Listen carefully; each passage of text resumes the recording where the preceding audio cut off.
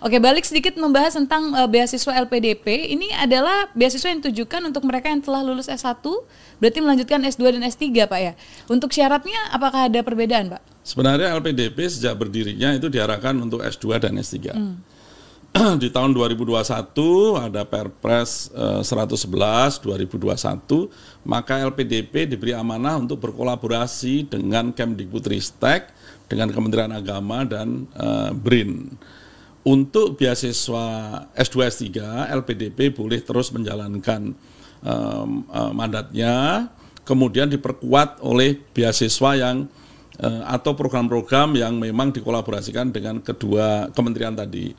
Maka LPDP sebenarnya sekarang juga membiayai program-program yang bentuknya vokasi, kampus merdeka, short course, postdoc, begitu ya, termasuk S2 dan S3 yang dikelola oleh Kemdikbudristek dan Kementerian Agama. Karena tantangan di Indonesia tentunya lebih luas daripada sekadar kebutuhan untuk S2 dan S3.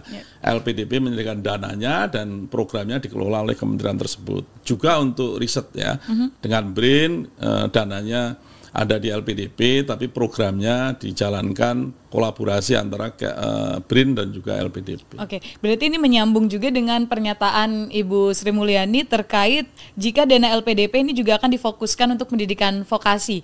Memang secara realita cukup banyak Pak untuk vokasi sendiri jika kita membahas pendidikan vokasi. Memang kebutuhan di Indonesia saya sampaikan tadi kan tidak hanya orang yang bergelar S2 S3.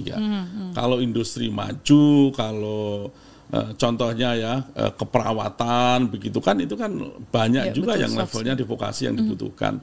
Kalau itu tidak bisa tertampung di dua kementerian, Agama maupun Kemdikbudristek, rasanya LPDP kalau diberi amanah oleh Dewan Penyantun akan jalankan itu, karena itu untuk kepentingan bangsa. Ini yang sedang kita kaji ya.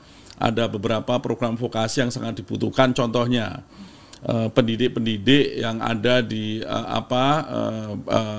balai latihan kerja, yang kemudian di pendidikan vokasi yang gelarnya belum S1, itu kan perlu kita dukung ya kan. Kemudian ada di pegawai-pegawai Pemda yang kemudian terkait dengan pengembangan contohnya infrastruktur, ada program-program vokasi yang dibutuhkan, itu rasanya juga kita perlu bisa bantu ya. Contohnya adalah kita membangun smelter, kebutuhan S1, S2 kan tidak banyak, tapi kebutuhan dari D4, D3, D2, bahkan D1 mungkin akan banyak, dan ini juga perlu disiapkan agar industri itu bisa jalan dimanapun mereka berada ya, terutama di kawasan yang cukup jauh dari Jawa.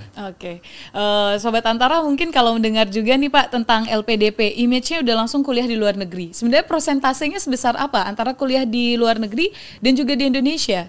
Dari 35.000 yang kita berikan beasiswa, itu 54% ada di dalam negeri, 46% berkuliah di luar negeri. 46% itu memang lebih kecil daripada 54, tapi betul, bayangkan 100 orang, dari 100 orang 46 orang itu kuliah di luar negeri di berbagai benua. Di seluruh benua di dunia kita punya awardee kita. Itu yang paling banyak ada di Eropa, kemudian Australia, New Zealand, kemudian Amerika, Asia lainnya, dan Afrika. Kita semua ada, dan di sekolah-sekolah yang masuk di top 100, top 150 terbaik di dunia. Itu putra-putri terbaik Indonesia membuktikan bahwa kita mampu ya masuk ke mereka, ke sekolah terbaik. Bahkan top 25 ya world rank ya, universitas terbaik di dunia, itu ratusan putra-putri terbaik tiap tahun bersekolah di sana. Oke. Itu ini membanggakan. akhirnya 46% ini juga banyak maksudnya masyarakat Indonesia yang tertarik pasti untuk berkuliah di luar negeri. Hingga akhirnya muncul LPDP ini sebenarnya beasiswa yang untuk mereka yang mampu, apakah bisa? Maksudnya dalam artian mereka yang kaya, apakah bisa juga untuk mendapatkan beasiswa LPDP, atau memang LPDP ini juga dicek secara perekonomian? Sebagai contoh, beasiswa yang seperti itu adalah bidik misi Pak, kita tahu, untuk mereka yang kurang mampu. Tapi apakah beasiswa LPDP ini juga sama Pak, seperti itu? Ini banyak nih polemik juga di masyarakat, dia kan kaya tapi kok bisa dapat LPDP? Nah, seperti apa Pak? Beasiswa LPDP itu dibagi ke 3 kategori. Yang pertama adalah untuk beasiswa afirmasi.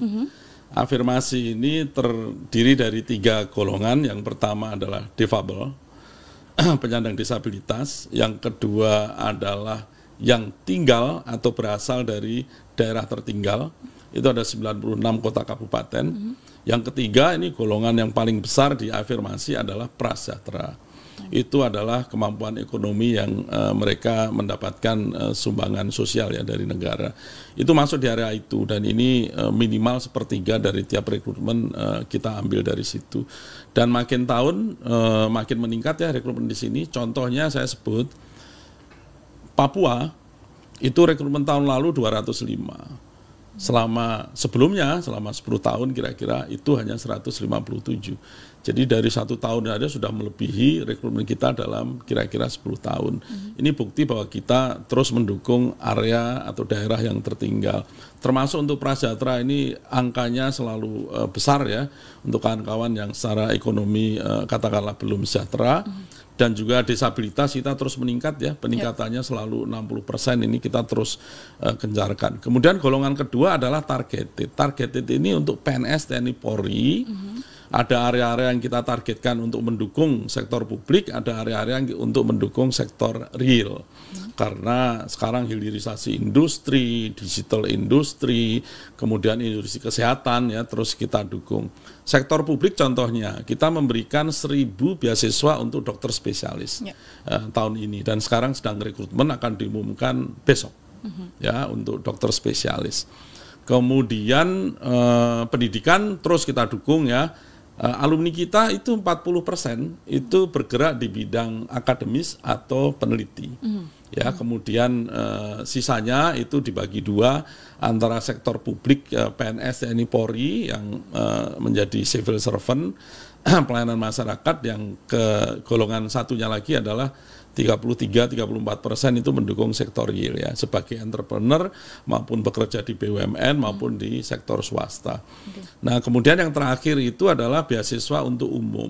Ini yang publik. Di antaranya adalah ada beasiswa perguruan tinggi utama dunia. Ini bagi putra-putri terbaik bangsa yang mampu menembus top 25 in the world. Jadi Anda bisa lihat top ini, top of the top ya. Saya sendiri mungkin ngeri juga ya kalau mau daftar ke situ gitu. Tapi putra-putri terbaik banyak yang diterima di situ. Mereka sudah menunjukkan punya LOE, dan kita tidak memperhatikan apakah mereka dari golongan the have atau sudah dibagi ya, Pak ya. Sudah dibagi-bagi, dan tentunya angka untuk yang afirmasi akan terus meningkat, termasuk yang targeted, karena makin banyak nanti sektor-sektor real maupun publik yang terus kita dukung, termasuk yang kesehatan tadi, pendidikan, kemudian sektor yang tadi mau kita sampaikan vokasi ya untuk guru-guru di daerah, PNS, ASN di daerah akan terus kita tingkatkan.